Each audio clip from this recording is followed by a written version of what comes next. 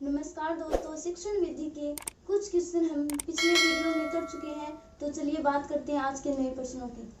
11वां question है, व्याकरण शिक्षणस्य प्रमुखा विधे सन्ति। व्याकरण शिक्षणस्य प्रमुखा विधे सन्ति। व्याकरण शिक्षण की प्रमुख विधि होती है सहयोग विधि, भाषा संसर्ग विधि, पाठ्यपुस्तक विधि, सर्वे। इसका राइट आंसर होगा सर्वे।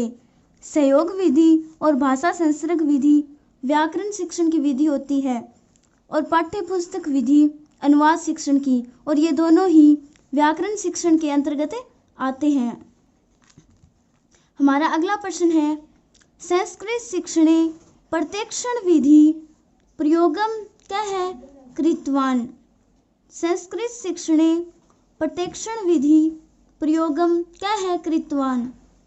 संस्कृत शिक्षण में प्रत्यक्ष विधि का प्रयोग किसने किया।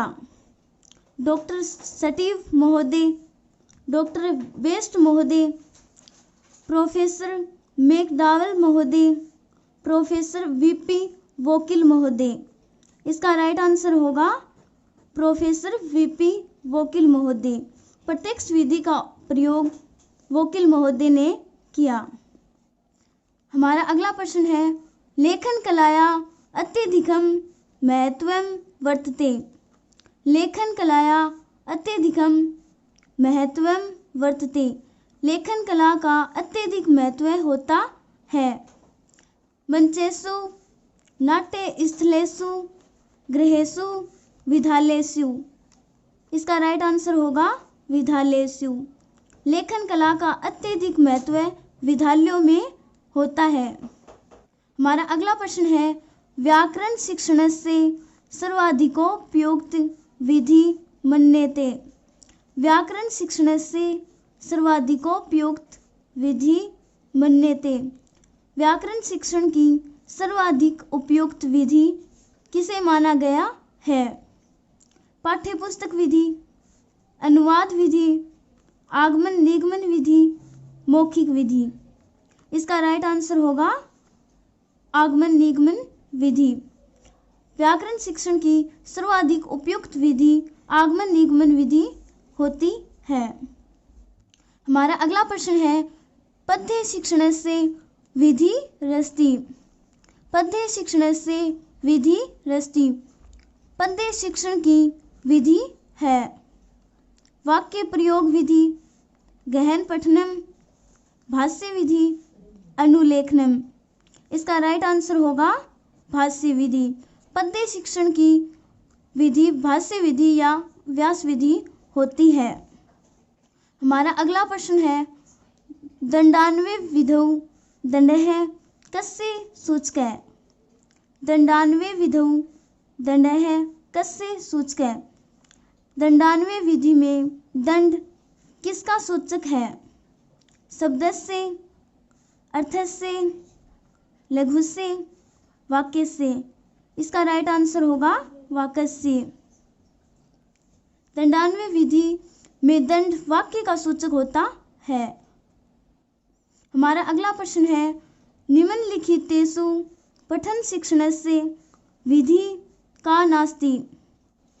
निम्नलिखितेषु पठन शिक्षणस्य विधि का नास्ति।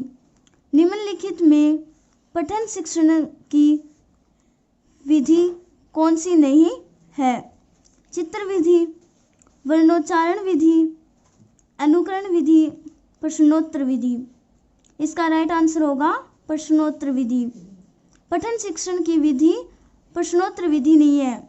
अन्य तीनों विधियां पठन शिक्षण की होती है, जबकि प्रश्नोत्तर विधि श्रवण कौशल की विधि होती है। निम्नलिखितेषु अनुवादस्य रूपः नास्ति। निम्नलिखित में अनुवाद का रूप नहीं है। अक्षरशः अनुवाद है, सग्रंथनानुवाद है, छायानुवाद है, तथ्यानुवाद है।